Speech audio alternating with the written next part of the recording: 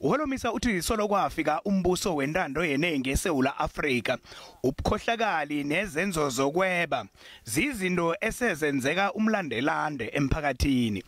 Uthi ubukhohlakali busuke baliselelwa kakhulu abantu ababenzako akhange bajeziswe ngabo. Ube wahlathulula iminyaka emachumi amabili nekhomba yedemocracy njengemimbi ikhulu enaheni yeSouth Africa.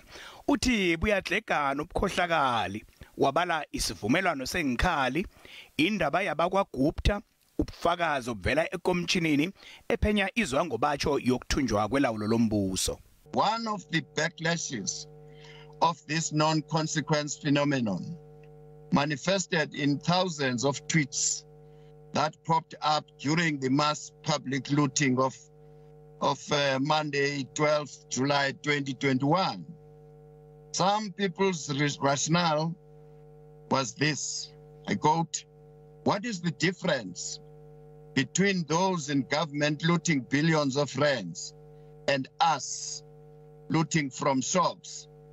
Uphawulile nokommissionara walokho wamapolisa uRia Pierre wathi ubukhohlakali buthunaza isithunzi sinahale kangangokuthi nabasisi bangaphandle baphela amandla nabacabanga ngeSouth Africa. Since our freedom 27 years ago, you can chronicle each year there would be a major corruption story.